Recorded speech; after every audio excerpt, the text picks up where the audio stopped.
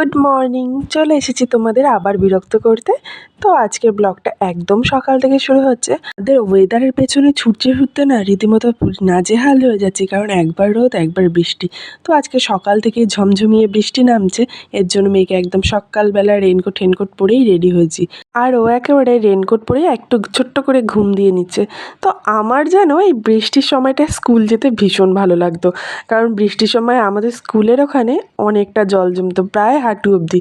আর ছুটির সময় কী সুন্দর বৃষ্টিতে ভিজবো, হাঁটুতে জল কাটিয়ে কাটিয়ে আসবো।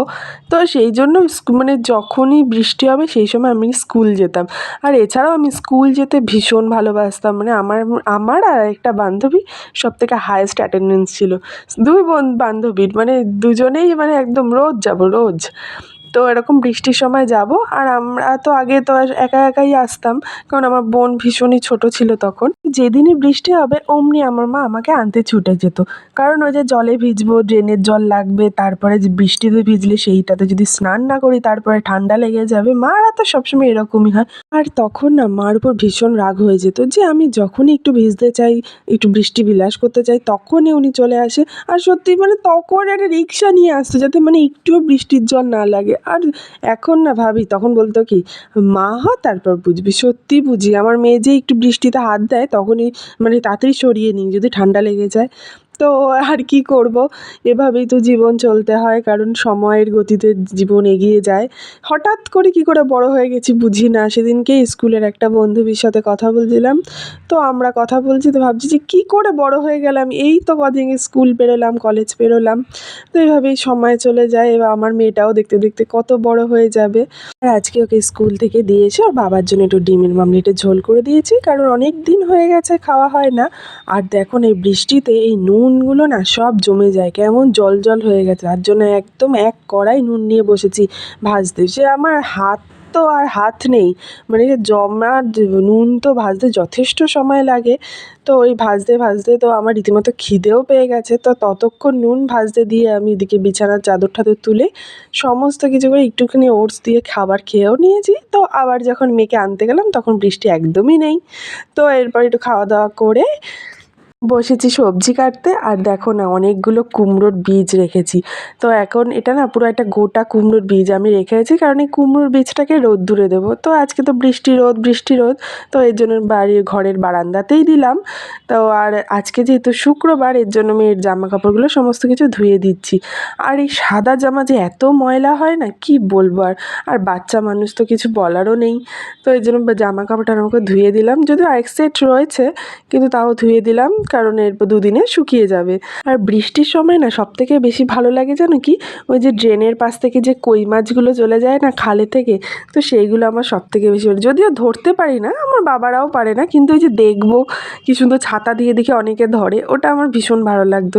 আর এখন তো মানে এখনও বাপের বাড়ি গেলে বলে প্রচুর বৃষ্টি হলে এখনও বলে যায়। ঠিক আছে বাবা।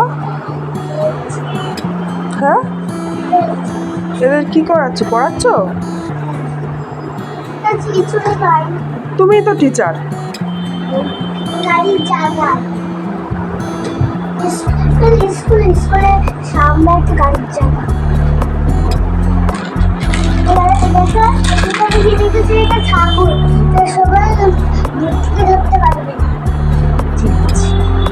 চলো স্নান করে আসো, তারপর খেলো। আসলাম আর এখন লিখে বসেছি, দেখছি যে একটু ফোনটা দিয়ে ধরেছে, অমনি চলে এসেছে কোলের।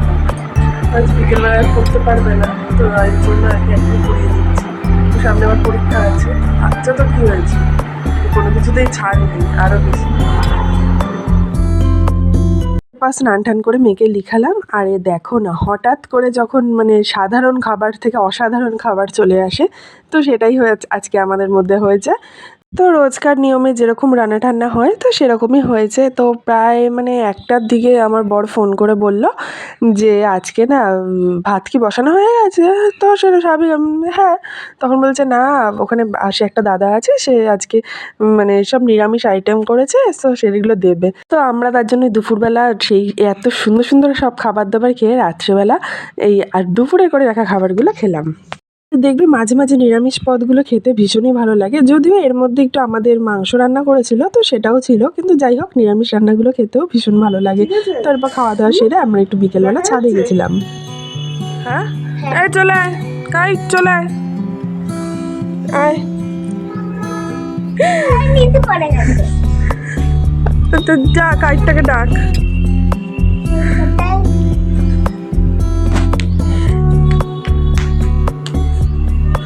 না বাবা তোমাকে পরে দেবো, ওটা উঠছে, ওটা হবে না। ওই দেখ এটা থেকে আমাকে অন্তত পড়ে থাকতে হবে যতক্ষণ না পড়ে। ফুল দিয়ে একটু বলে বাবা দেখ কত ফুল, এই দেখ ছোট ফুল না, ফুল তো ফুলই হয় তো ফুল না। দেখো আবার কত ঘাস ফুলও হয়েছে কি সুন্দর ইয়েলো কালারে। দেখো ওরে বাবা এখানেও ফুল আছে ছোট ছোট অপরাজিতা। না তুমি ফুলগুলো নিয়ে খেলো।